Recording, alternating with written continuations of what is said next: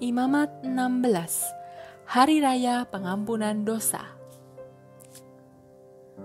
Sesudah kedua anak Harun mati pada waktu mempersembahkan api yang tidak dikehendaki Tuhan, Tuhan berbicara kepada Musa, katanya, "Sampaikanlah kepada saudaramu Harun, bahwa hanya pada waktu yang ditentukan ia boleh memasuki ruang maha suci yang dipisahkan dengan tirai, karena disitulah aku menampakkan diriku dalam awan di atas tutup peti perjanjian.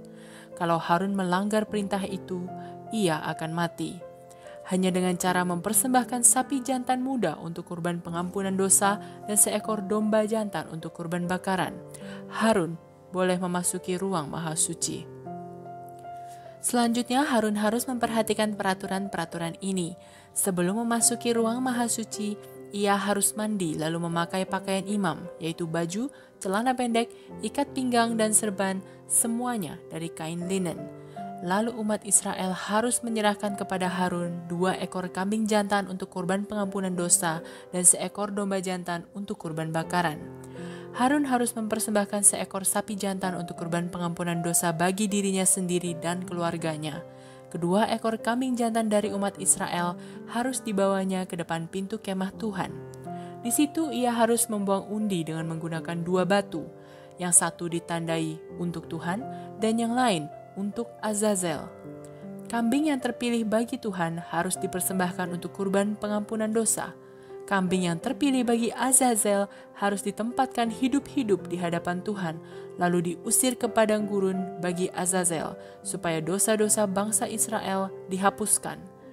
Setelah Harun mempersembahkan dan menyembelih sapi jantan untuk korban pengampunan dosa bagi dirinya sendiri dan bagi keluarganya, ia harus mengambil tempat api dari mezbah dan mengisinya penuh dengan bara api dan 2 genggam dupa halus, lalu membawanya ke ruang maha suci.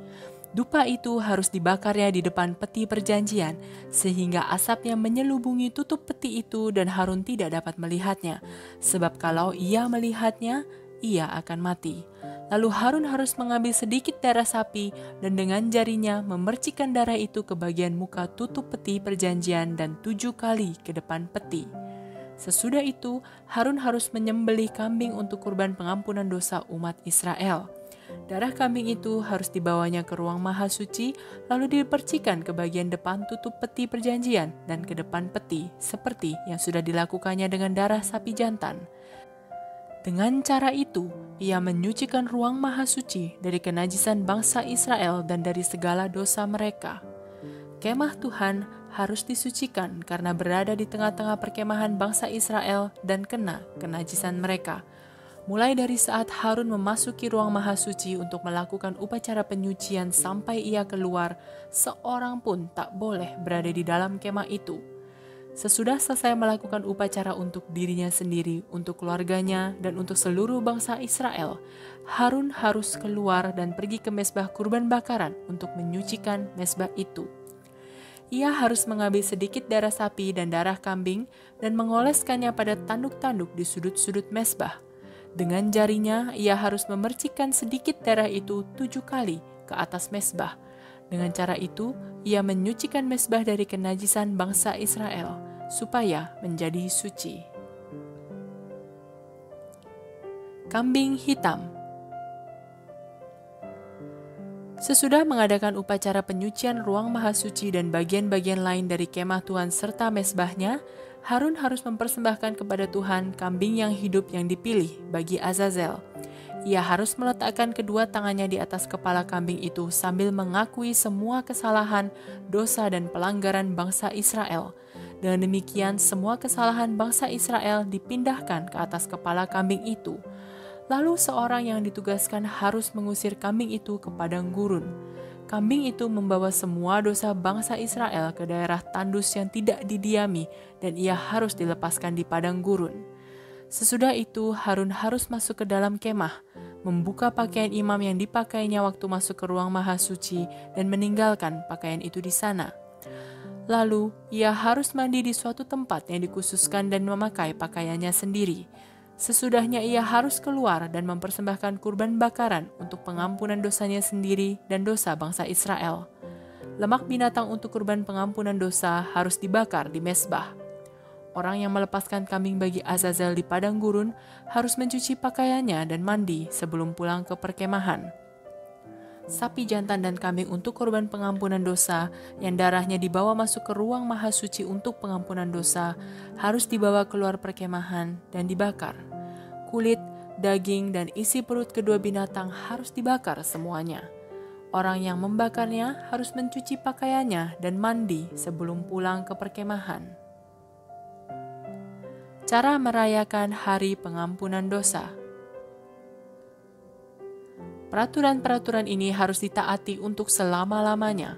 Pada tanggal 10 bulan 7, orang Israel dan orang asing yang menetap di antara mereka harus berpuasa dan dilarang bekerja, karena hari ini hari yang sangat suci. Pada hari itu harus dilakukan upacara untuk menyucikan bangsa Israel dari segala dosa mereka, supaya mereka bersih. Imam agung yang sudah ditahbiskan dan dikhususkan bagi Allah untuk menggantikan ayahnya harus melakukan upacara penyucian itu. Ia harus memakai pakaian khusus, lalu melakukan upacara penyucian ruang maha suci, bagian-bagian lain dari kemah Tuhan, mesbah, imam-imam, dan seluruh bangsa Israel. Upacara itu harus dilakukan sekali setahun untuk menyucikan bangsa Israel dari segala dosa mereka. Itulah peraturan-peraturan yang harus ditaati untuk selama-lamanya. Musa melakukan seperti yang diperintahkan Tuhan kepadanya. Imamat 17. Peraturan tentang darah. Tuhan menyuruh Musa memberikan peraturan-peraturan ini kepada Harun, anak-anaknya, dan seluruh bangsa Israel. Apabila seorang bangsa Israel mempersembahkan sapi, domba, atau kambing kepada Tuhan, binatang itu harus disembelihnya di depan pintu kemah Tuhan. Kalau ia menyembelihnya di tempat lain, ia melanggar hukum karena menumpahkan darah. Ia tidak lagi dianggap anggota umat Allah. Perintah itu dimaksudkan supaya bangsa Israel membawa ke kemah Tuhan semua binatang persembahan yang biasanya mereka sembelih di ladang. Mereka wajib membawa persembahan itu kepada imam di depan pintu kemah Tuhan dan menyembelihnya di situ untuk kurban perdamaian.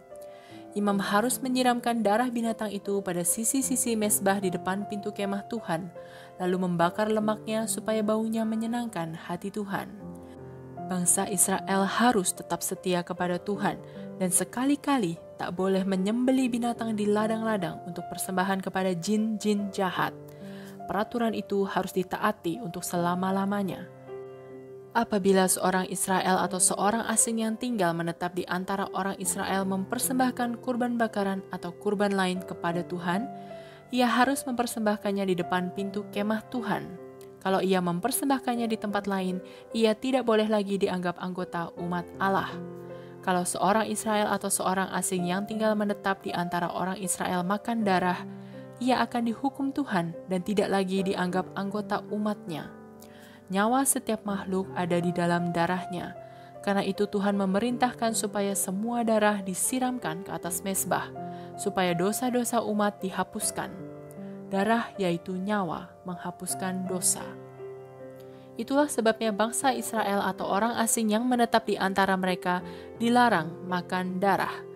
Apabila seorang Israel atau seorang asing yang tinggal menetap di antara bangsa Israel menangkap burung atau binatang lain yang tidak haram, ia harus mengeluarkan darah binatang itu dan menimbuninya dengan tanah.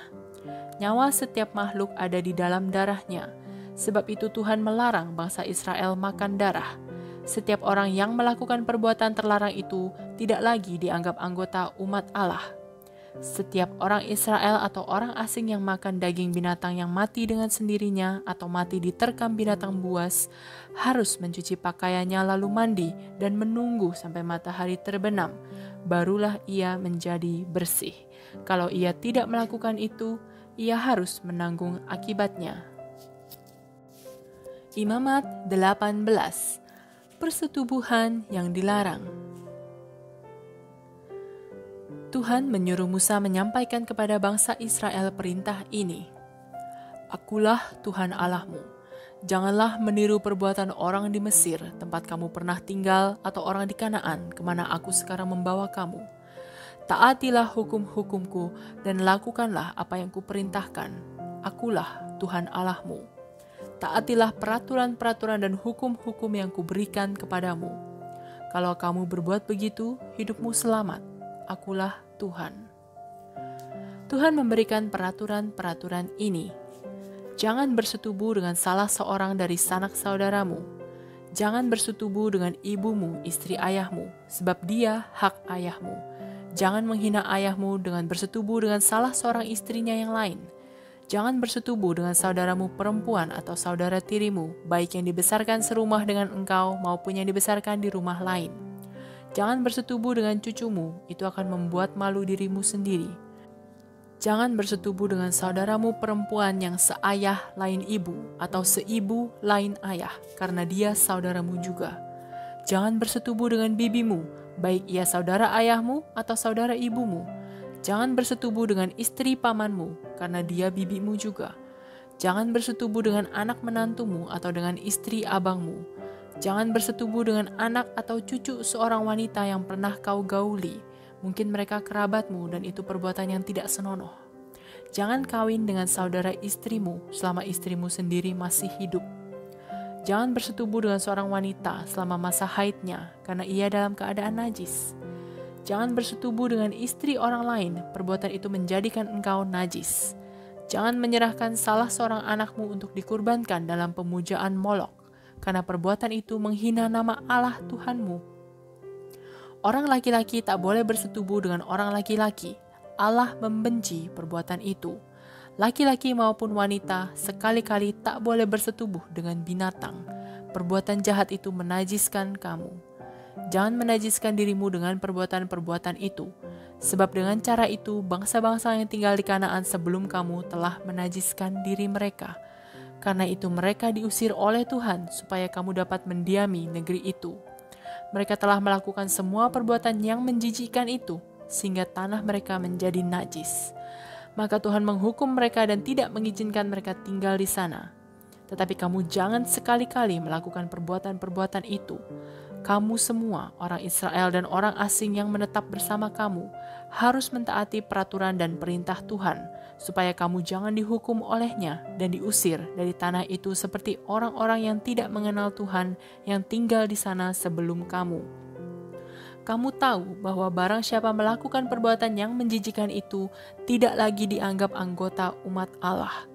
Maka Tuhan berkata, taatilah peraturan-peraturan yang kuberikan, dan janganlah meniru perbuatan orang-orang yang mendiami tanah Kanaan sebelum kamu. Jangan menajiskan dirimu sendiri dengan melakukan perbuatan-perbuatan itu. Aku Tuhan Allahmu.